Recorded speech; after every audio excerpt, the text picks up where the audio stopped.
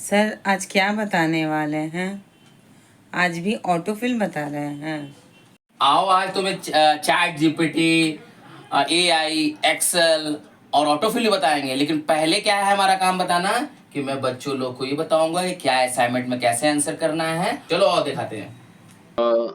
हाय viewers, कुनासर blog में आपको फिर स्वागत है। और मैं अभी आपको कहा था कि मैंने 10 क्वेश्चन का असाइनमेंट दिया था। ठीक है, तो जैसे कि आप स्क्रीन पे देख रहे होंगे, कुनासर ब्लॉग के माध्यम से आपको मैं आंसर दे रहा हूँ।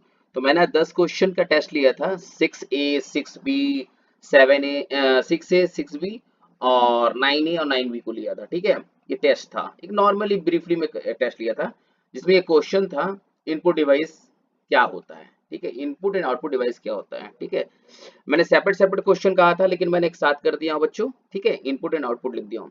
तो इनपुट डिवाइस क्या होगा देख लो। Some common input devices include, include मतलब जिसमें आता है keyboard, mic, microphone, webcam and scanner. अब कीबोर्ड तो आपको पता ही है, जिससे हम टाइप करते हैं। माइक होता है जिससे हम बोलते हैं, आवाज जाती है। माइक्रोफोन क्या होता है, जिसके द्वारा हम लोग बोलते हैं। वेबकैम क्या होता है, जो कैमरा फोटो लेता है, जो वेबकैम आपको बता दिया जाएगा, दिखा दिया जाएगा। स्कैनर, जो भी इमेज को हम लोग, जैसे किसी का रिजल्ट होता है तो रिजल्ट आप लोग डालते हैं और पीडीएफ बनाते हैं, तो वो स्कैन करके सिस्टम पे रखता है, फिर उसको आप प्रिंट आउट कराते हैं। ये भी एक इनपुट डिवाइस है। ठीक है, और मैंने स्कैनर में दिया भी था आपको ऑब्जेक्टिव क्वेश्चंस में। ठीक है, आउटपुट डिवाइस क्या है देख लीजिए।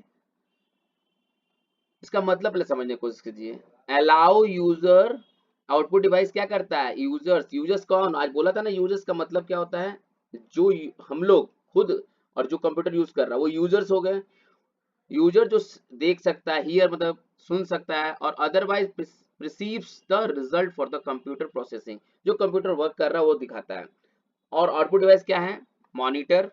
मॉनिटर आउटपुट कैसे हुआ, जो इनपुट डिवाइस, इनपुट आपने इंस्ट्रक्शन दिया उसको आप डिस्प्ले कर दिया, मॉनिटर कर दिया। प्रिंटर क्या है, जो आपने प्रिंट करके बाहर आपको दिया, जो आपको वो प्रोवाइड कर रहा है, एक तरह का उसको मान के चलिए वो आउटपुट डिवाइस हुआ। प्रिंटर हो गया, स्पीकर हो गया, हेडफोन हो गया। स्पीकर कैसे हो गया, आवाज हमको सुना रहा ना, हेडफोन में भी आवाज आती है, स्पीकर में भी आवाज आती है, तो ये आउटपुट डिवाइस होगा। ठीक है, अभी बहुत सिंपल, इसको देख लीजिए स्पेलिंग के साथ। Full form of CPU, RAM, ROM. ये भी मैं अलग अलग क्वेश्चन किया था, मैं एक साथ मर्ज कर दिया हूँ। सीपीयू का मतलब क्या होता है, सेंट्रल प्रोसेसिंग यूनिट, स्पेलिंग देख लीजिए। ठीक है, रैम, रैंडम एक्सेस मेमोरी। अब इसके बारे में पता किया जाएगा, रैंडम, ये रैम क्या होता है, रोम क्या होता है, क्योंकि मैंने आज देखा भी कि 9B में बहुत से नई नई बच्चियां भी आई हुई हैं। तो अभी आपको ये समझने की कोशिश, क्वेश्चन को पढ़ लीजिए, और मैं थर्सडे को दोबारा ये क्वेश्चन मैं पूछूंगा सभी से, तो कितना आप लोगों ने पढ़ के आया, क्योंकि मैं क्लास में भी आंसर बता दिया और मैं यूट्यूब के माध्यम से भी आंसर बता रहा हूँ। बस आपको काम क्या है, इतना चीज आना चाहिए, बेसिक चीज है। एलाबोरेट इतना आपको नहीं आता है तो आप एडवांस कैसे पढ़ पाओगे, मानते हो कि नहीं। ठीक है, जनरेशन ऑफ कंप्यूटर, इसमें एलाबोरेट वैक्यूम ट्यूब का बाद में होगा, सेकंड जैसे सबका, पहले वो जान लीजिए क्या क्या होता है। जनरेशन ऑफ कंप्यूटर क्या है, the generation of computer are typically divided into 5 distinct phases. जिसमें पहला है, फर्स्ट जनरेशन क्या था, 1940 से 1956 में वैक्यूम ट्यूब आया। और वैक्यूम ट्यूब क्या होता है ये डिस्कस करेंगे क्लास में। ठीक है, ये देख लीजिए। सेकेंड जनरेशन में क्या आया, 1956 से 1963 ट्रांजिस्टर आया। ठीक है, थर्ड जनरेशन में 1964 से 1971 में इंटीग्रेटेड सर्किट, इसका मतलब होता है आईसी इसको कहते हैं। फोर्थ जनरेशन में 1970 how to start computer, computer कैसे स्टार्ट करते हैं। ठीक है, इलेक्ट्रिक पावर पहले स्विच ऑन करते हैं, फिर सीपीयू को ऑन करते हैं। ठीक है, then press the computer power button, देखते हैं अगर अगर वो ऑन नहीं है तो। ठीक है, press the power button and the monitor the computer has finish booting. वो बूटिंग, बूटिंग करने का मतलब क्या हुआ, जो प्रोसेसिंग करता है, जितना टाइम वो लेता है, कंज्यूम करता है, हार्डवेयर है, सब सारे चीज को वो स्टार्ट करने में। It will show the dialogue, dialogue box का मतलब क्या होगा, स्क्रीन पे आपको दिखेगा कि यूजर ने पासवर्ड डालिए, अगर यूजर ने पासवर्ड नहीं होता डायरेक्ट स्टार्ट हो जाएगा। ठीक है, अब देखिए यहाँ पे benefit of computer. Benefit of computer में देखिए मैंने इमेज के थ्रू बताना चाहा, मैं एलोबरेट नहीं करूंगा, ये वर्ड्स को आपको बताना, स्पीड का मतलब क्या होता है। पहला क्या, एक्यूरेसी, एक्यूरेसी एंड प्रिसीशन। ये याद रखिए बेनिफिट। ऑटोमेशन, ठीक, स्पीड, ठीक है, access to information, productivity, storage, multitasking, information security, better data management. अब इसके बारे में डिस्कस आप भी घर में मोबाइल के थ्रू पढ़िए, समझने की कोशिश कीजिए, ठीक है। डेफिनेशन ऑफ कंप्यूटर देखिए बहुत इजी है। अब ये अगर आप लोग नहीं बता सकते तो बहुत बुरी बात होगी। डेफिनेशन ऑफ कंप्यूटर क्या है? एन इलेक्ट्रॉनिक मशीन, कंप्यूटर क्या है? Is a electronic machine that can store, find and arrange information, calculate amount and control other machines. अब हिंदी में क्या है? जानकारी संचित करने, ढूंढने और व्यवस्थित करने, परिकलन करने व अन्य मशीनों पर नियंत्रण रख पाने वाली एक इलेक्ट्रॉनिक मशीन कंप्यूटर है। मैंने क्या कहता? कंप्यूटर जो इलेक्ट्रॉनिक मशीन आपको बोला था, लेकिन इलेक्ट्रॉनिक मशीन है तो उसमें क्या क्या है ये भी पढ़ लीजिए। इलेक्ट्रॉनिक मशीन है जो क्या करता है? डाटा स्टोर करता है, find and arrange information, calculate amount of control the machine. ये टोटल क्वेश्चन आपको 8 या 9 में है। एक क्वेश्चन था क्या? Shut down. Shut down computer कैसे करते हैं वो आपको पता करना है खुद से। सारा आंसर आपको देखिए हो चुका है, ध्यान से देखिए।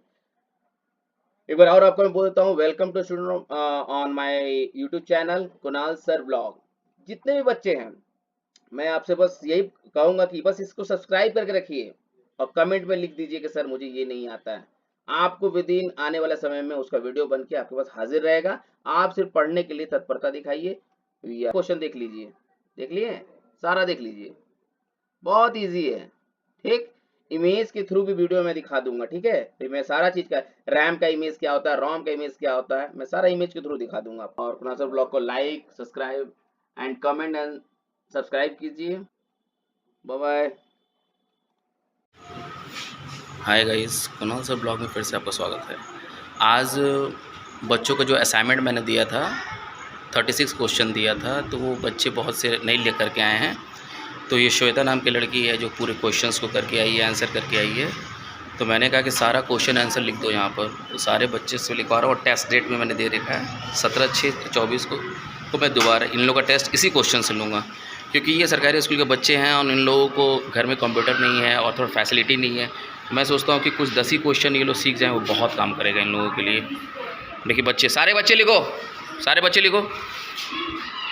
ये सारे बच्चे लिख रहे हैं और इनका काम है कि असाइनमेंट पहले पूरा कर ले, अपने कुछ क्वेश्चन सीख लें, वही बहुत है मेरे लिए। और आज का बस यही है। हाय व्यूअर्स, कुणाल सर ब्लॉग में फिर से आपका स्वागत है। ये देखिए बच्चे को मैं कर रहा हूँ, मैं अपना फ्रंट में मैं इमेज दिखा दिया, तो लगेगा कि मैं वॉइस ओवर नहीं कर रहा हूँ और बच्चे लिख भी रहे हैं।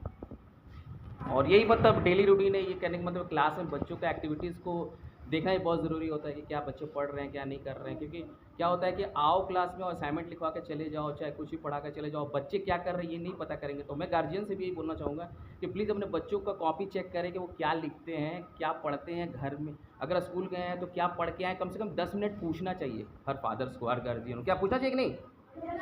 क्या पूछना चाहिए? पूछेंगे तब तो समझ में आएगा क्या पढ़ाई कर रहे हो। चलो ठीक है।